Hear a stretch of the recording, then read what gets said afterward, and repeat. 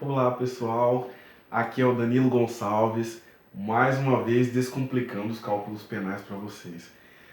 Meu Deus do céu, que correria insana, hein? Estava com saudade de postar mais um vídeo para vocês. Decidi hoje falar sobre agravo em execução, certo? Hoje falaremos então sobre agravo em execução. Mas por que falaremos sobre agravo em execução? Porque caiu na segunda fase da prova da OAB, sobre penal, correto? Então vou falar para vocês um pouquinho o que é o agravo, como é que é o processo, quando que é aplicável. Para falar a verdade, na prática, eu nunca vi recurso em sentido estrito ali na execução, entendeu? Sempre eu vi agravos, sempre. Qualquer coisa, o remédio era agravo. Qualquer coisa, qualquer coisa. O que é o agravo? Vou falar um pouquinho para vocês. Aqui, ó, o que é o agravo? Agravo é como se fosse um recurso que a gente utiliza, né? É uma peça processual utilizada para que o juiz ele se retrate daquela decisão proferida. Como assim? Eu via bastante às vezes no cálculo. Vamos supor, o juiz foi lá, fez uma unificação, e aí na unificação ele fez uma coisa errada, ele somou uma coisa errada. E aí você foi lá e pediu para ele mudar.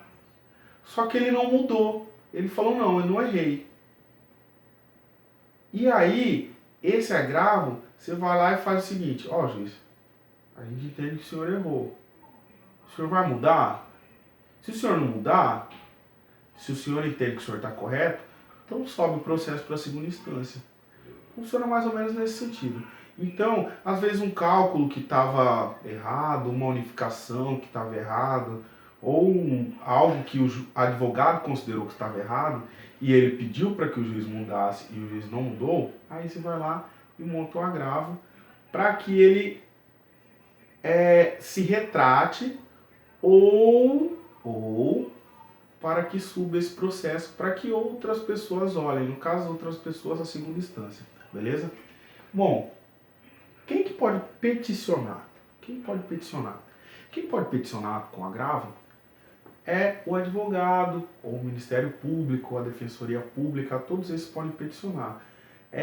Eu já falei em outros vídeos para vocês que como é que funciona. Na execução penal, não precisa do advogado peticionar. Se o reeducando ele acha que ele tem direito à progressão de regime, ele vai lá e coloca: senhor, doutor, juiz, eu acredito que eu já estou há tanto tempo aqui e eu tenho um requisito bom e comportamento bom e tem como o senhor verificar para minha progressão? Ele pode fazer isso. Ou então, ó juiz, meu cálculo já tem 2 anos que não está atualizado. Tem como o senhor verificar para mim? O reeducando ele pode peticionar os direitos dele, correto? Contudo, com relação a peticionar em agravo, aí ele já não faz agravos. Agravos é só para a defesa ou para o advogado, entendeu? Isso aqui é importante. Você no seu dia a dia tem que saber isso aí. Quem pode peticionar é quem? Advogado ou a defesa, entendeu? Guarde isso no seu coração. Previsão legal, artigo 197 da LEP. O que é a LEP? LEP é a Lei da Execução Penal. Aquilo é a nossa Bíblia. Tudo que você precisar estará lá na LEP. Beleza? Depois dê uma olhadinha.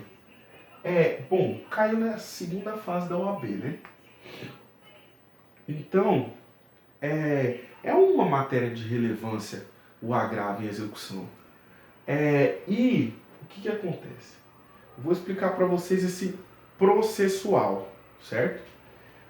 Você foi lá, está no processo de execução, e aí sai uma decisão. Você não concordou com essa decisão e você pediu o quê? Pediu para o juiz se retratar. Falou, ó, não concordei com isso. Tem como o senhor modificar? Aí o juiz vai lá, fala, não vou retificar. Ah, beleza, o senhor não vai retificar? Então tranquilo. Você vai lá, você tem 5 dias, ó, o prazo são 5 dias. Você vai ter o prazo de 5 dias para você entrar com esse agravo em execução. Lá no agravo você vai falar, ó juiz, é o seguinte, eu já pedi para o senhor arrumar lá atrás, o senhor não concordou. Só que está errado, porque de acordo com o entendimento da STF, vamos supor que seja um tráfico privilegiado. De acordo com o entendimento da STF, o tráfico privilegiado ele não possui natureza hedionda. E o senhor está insistindo em colocar 2/3 para livramento condicional para o meu cliente. E aí, tá errado. O senhor vai mudar? Ah, não, não vou mudar.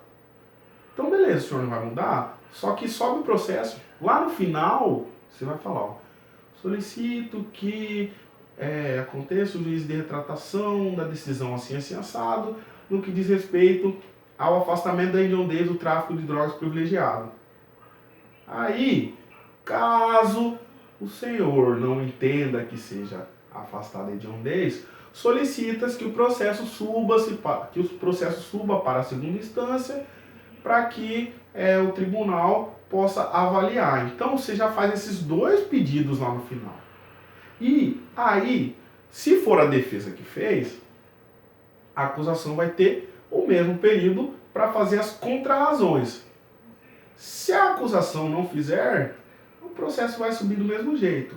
O contrário também é válido. Se o Ministério Público viu que tem algo errado e colocou lá essa solicitação, abriu as razões e a defesa não atendeu o pedido a tempo, não postulou as contrarrazões a tempo, o processo também vai subir da mesma maneira, beleza? Uma coisa importantíssima para falar para vocês, esse aqui, ó, pode fazer um coraçãozinho, entendeu? Porque o que tá no coração a gente nunca esquece, fechou? Observação importantíssima. Não possui efeito suspensivo. O que é o efeito suspensivo? É que suspende aquela decisão. Não vai suspender o seu agravo, não vai suspender a decisão. Se a decisão do juiz de piso, de primeiro grau, foi pela manutenção da hediondez do tráfico de drogas privilegiado, enquanto lá em cima não resolver, ele vai ficar com essa fração. Entendeu? Ele vai ficar com a fração de 2/3. Ele não vai sair enquanto não se resolver ali essa situação. Então, não tem efeito suspensivo. Não existe efeito suspensivo no agravo em execução. Fechou? Aí, beleza.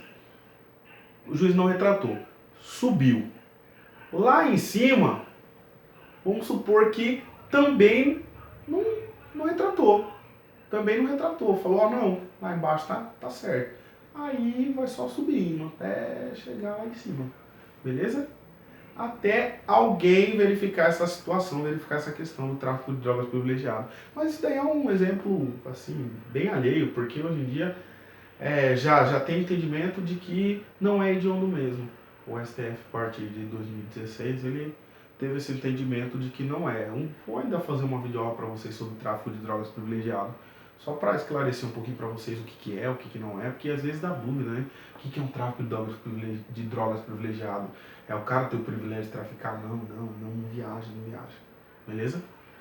E sobe. Quando decidir lá em cima, aqui embaixo tem que cumprir. Beleza? Então, o que ficar decidido lá em cima, aqui embaixo vai ter que cumprir. E aí vai ser 1/3 esse livramento condicional. Fechou? Então, pessoal, foco em tudo que eu falei aqui. Na prática, vocês vão ver muito agravo em execução. Na prática, vão ver muito. Não vão ver outras peças assim com tanta frequência. O máximo que a gente vê é agravo em execução. Então, essa matéria aqui é importantíssima para o seu dia a dia. Para você saber que o seu prazo é 5 dias, para você saber que primeiro você tem que falar para ele mudar. Se ele não mudar, aí você entra com agravo.